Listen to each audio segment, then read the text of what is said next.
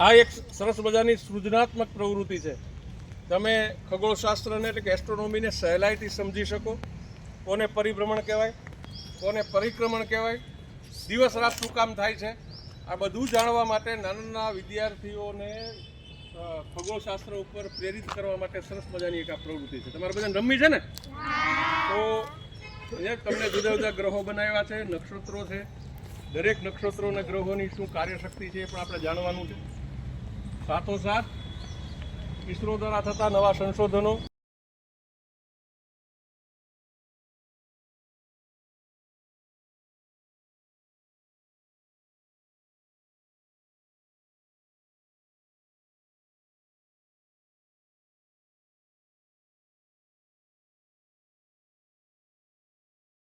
બનાવવાનું સૌરમંડળ.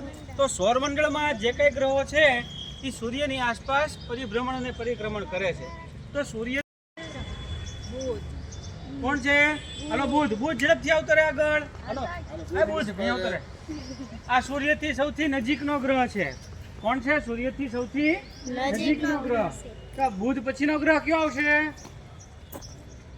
વાર નહીં, ગ્રહ. અરે શુક્ર આવતી રહે. આ કોણ છે? શનિ. શનિને છે ને આપણે પાઘડીયો ગ્રહ કહીએ. વલયો ધરાવે છે, એની આજુબાજુમાં વલયો છે, આપણે એને પાઘડીયા ગ્રહ તરીકે ઓળખીએ. હાલો શનિ પછીનો ગ્રહ કોણ? હાલો યુરેનસ ને નેપચ્યુન બે ગોઠવાઈ જાવ. પ્લુટો ત્રણેય લાઈનમાં અહીં આવતી રહે. તો આ આપણું આખું શું થયું? પ્લુટો છેલ્લે રહે. સૌરમંડળ. શું થયું? આ સૂર્યનું પરિવાર થયો સૌરમંડળ. તો જમણા હાથથી આમ તમે આમ ગોળ ફરીને એક વખત બતાવો એટલે તમારું પરિભ્રમણ થયું કહેવાય. રેડી? તો આ તમે શું કરો છો? સૂર્ય સ્થિર રહેશે. તમે શું કરો છો? પરિભ્રમણ. તો પૃથ્વી કરતા કેટલો સમય થયો? 24 કલાક. Very good. આ શું કરે છે? પોતાની ધરી ઉપર ફરે છે. એવી રીતે ફરવાનું છે. ચાલો રેડી? હવે આપણે ફરીને બતાવશું.